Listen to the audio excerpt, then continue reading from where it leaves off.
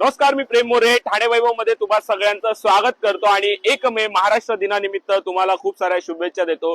ठाणेकरांसाठी आनंदाची आणि अभिमानाची गोष्ट आहे, कारण की ठाण्यात आता तुम्हाला डबल डेकर बसचा अनुभव घेता येणार आहे। सध्या मी ठाणे महानगरपालिका मुख्यालयासमोर आणि थोड्याच वेळापूर्वी राज्याचे उपमुख्यमंत्र्यांनी ठाणे जिल्हा पालकमंत्री एकनाथ शिंदे यांच्या माध्यमातून या डबल डेकर बसचं जे आहे ते उद्घाटन झालेलं पाहायला मिळते। कुठेतरी बहुप्रतीक्षित अशा प्रकारची ही डबल डेकर बस जी आहे ती येत्या काही दिवसात ठाण्यातील मुख्य रस्त्यांवर धावताना पाहायला मिळणार। खरं तर आकर्षणाचा विषय असणारे, पर्यटनाला चालना देणारी ही डबल डेकर बस कुठेतरी जी आहे येत्या काळात महत्वपूर्ण ठरताना पाहायला मिळणार आहे। कशा प्रकारची ही बस आहे, कशी ठाणेकरांना ही भुरळ घालणार आहे, आपण या बसच्या आतमध्ये देखील जाऊन पाहणार आहोत। खरं तर महत्वपूर्ण अशा प्रकारच्या डबल डेकर बस या आपण मुंबईमध्ये पाहिल्या होत्या। खरं तर मुंबईमध्ये गेल्या वर्षांमध्ये जे आहे डबल डेकर बसचा प्रश्न निर्माण झाला होता। कुठेतरी त्यानंतर आता ह्या इलेक्ट्रिक आणि सीएनजी बसेस ज्या आहेत त्या आता या ठाण्यात दाखल झालेल्या पाहायला मिळतात। भव्य दिव्य अशा प्रकारची सुसज्ज अशा प्रकारची ही बस कुठेतरी येत्या काळात ठाणेकरांसाठी महत्वपूर्ण ठरताना पाहायला मिळणार आहे। यात सर्वात आकर्षणाचा विषय म्हणजे जो आहे या बसचा पहिला माळा, ज्याला डबल डेकर म्हणून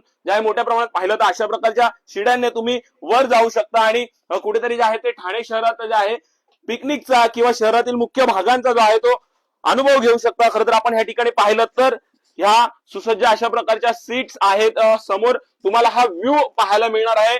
त्याचबरोबर सुरक्षेच्या दृष्टीने सीसीटीव्ही सुद्धा जे आहे त्या बसमध्ये बसवण्यात आलेल्या पाहायला मिळतात। तर ह्या बसमध्ये एका साईडने चढण्यासाठी तर दुसऱ्या बाजूने उतरण्यासाठी देखील जे आहे त्या शिड्या ठेवण्यात आलेल्या पाहायला मिळतात। महत्वपूर्ण अशा प्रकारची ही डबल डेकर कुठेतरी येत्या काळात ठाणेकरांसाठी पर्यटनासाठी महत्वपूर्ण ठरताना पाहायला मिळणार आहे। आपण या बसच्या चालकांकडनं सुद्धा जाणून घेऊ। खरं तर एसी ही बस जी आहे ती असणार आहे।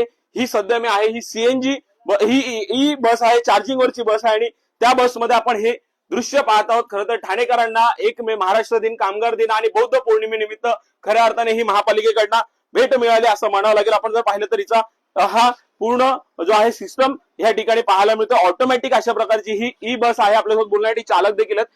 दादा, ह्या बसचा रूट काय असू शकतो, किती रेंजवर ही धावते आणि काय सांगाल याबद्दल?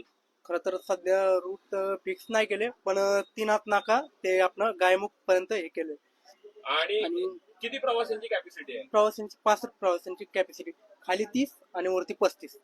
आता थोड्या वेळापूर्वी उपमुख्यमंत्री एकनाथ शिंदे सुद्धा या बसमध्ये बसले। कसा होता त्यांचा अनुभव, कसा वाटला त्यांना या बसमध्ये फिरवताना? मस्त वाटलं, त्यांनी भरपूर राऊंड मारले आणि बरं वाटलं, बोलले छान आहेत बस आणि ड्रायव्हरने वगैरे सहकार्य बोलले।